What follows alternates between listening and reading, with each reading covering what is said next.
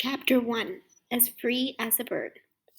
I am Malala Yousafzai, a girl like any other, although I do have my special talents. I can crack the knuckles of my fingers and my toes whenever I want. I can beat someone twice my age at arm wrestling. I like cupcakes, but not candy.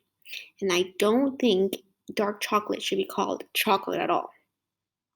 I don't care for makeup and jewelry, and I'm not a girly girl, but my favorite color is pink.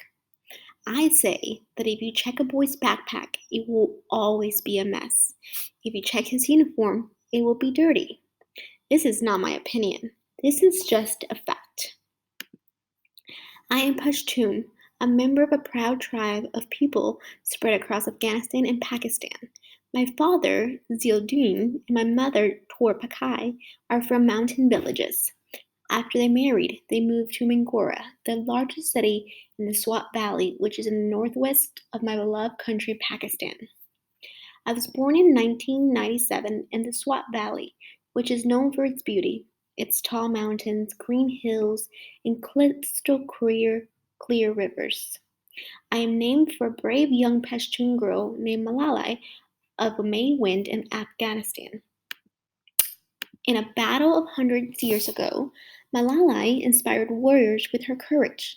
But I don't believe in fighting. I say that even though I argue with my brother Kushal all the time.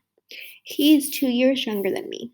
We argue over who's a better student, over who ate the last of the cheesy wood seeds, over whatever you can think of. My other brother, Atal, annoys me less. He's 6 years younger than me. He is quite good at chasing down the cricket ball when we kick it out of bounds, but he also makes up his own rules sometimes. When I was younger and these brothers came along, I had a little talk with God. God, I said, you did not check with me before sending these two. They are quite inconvenient sometimes. Still, at home in Pakistan, my brothers and I ran like a little pack of rabbits, playing tag or hopscotch or thief and police. Sometimes we rang the bell at someone else's house, then ran away and hid. Our favorite, though, was cricket, which we played day and night in the alley by our house or up on our flat roof. When I had enough of my brothers, I'll go downstairs and knock on the wall between our house and my friend Safina's. 2 taps. That was our code.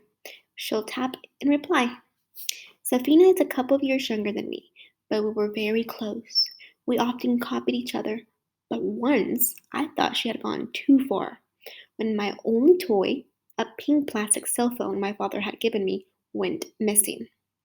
That afternoon, when I went to play with Safina, she had the same phone. She said it was hers, but I didn't believe her.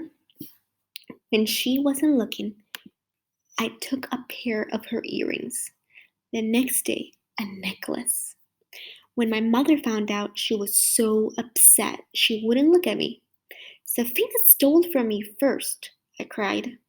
But that didn't matter to my mother. You are older, Malala, she said.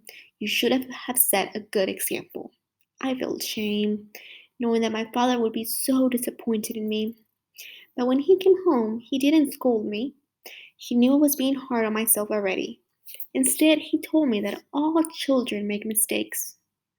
Even heroes like Martin Luther King Jr., the American civil rights activist, and Mahatma Gandhi, the great peace activist of India.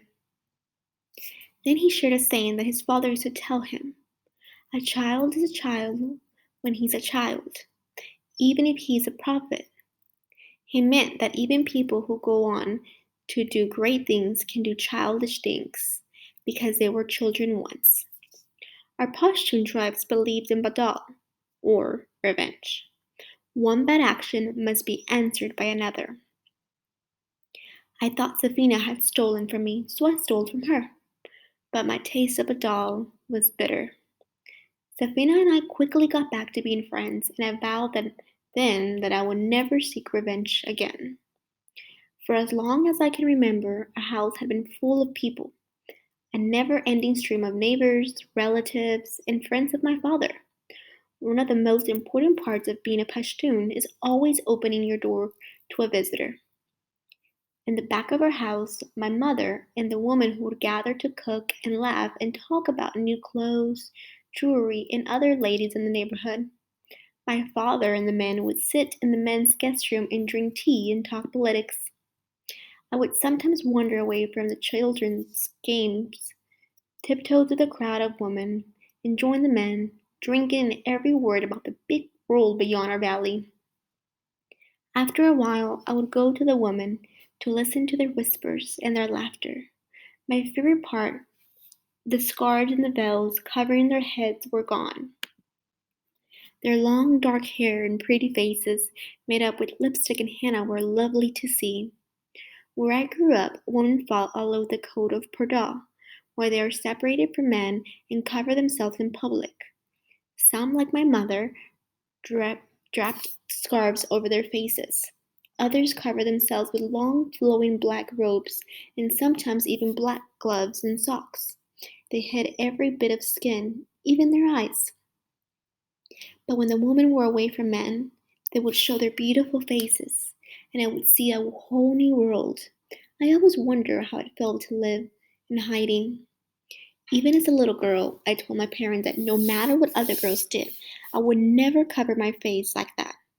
My mother and some of our out sorry guys. My mother and some of our other relatives were shocked, but my father said I could do as I wished. Malala will live as free as a bird, he told everyone. I knew that I was the apple of my father's eye, a rare thing for a Pakistan girl. When a boy is born in Pakistan, it's cause for celebration. Gives are placed in the baby's cot, the boy's name is inscribed on the family tree, but when a girl is born, no one visits the parents. My father paid no mind to these customs. I've seen my name in bright blue ink right there among the male names of our family tree. Mine was the first female name in 300 years. Sometimes, when I thought about the future, I remember the kite flying contest we had as kids. The boys who wanted to win tried to cut the other kids' kite strings. I always felt a bit sad to see the pretty kites sputter to the ground. I worried that my future could be cut down just like those kites, simply because I was a girl. As Safina and I got older, we'll be expected to cook and clean for our brothers. We couldn't be lawyers or engineers, fashion designers or artists, or most other things we dreamed of. And we wouldn't be allowed to go outside our homes without a male relative to accompany us.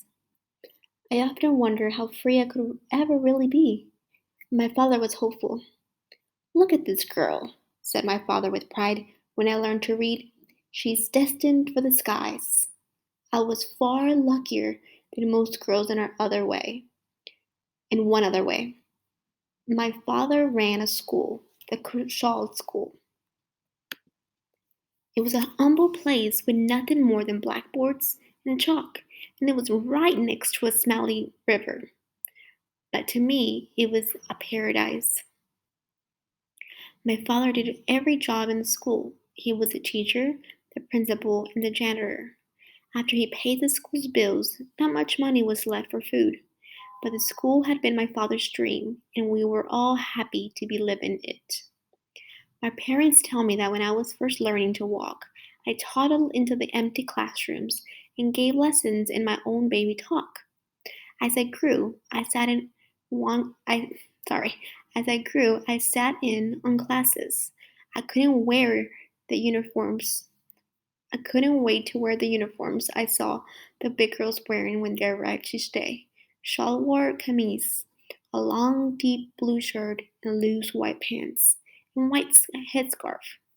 When it was finally time for me to be a student, I was so excited I could hardly contain myself. You could say I grew up in a school. The school was my world, and my world was the school.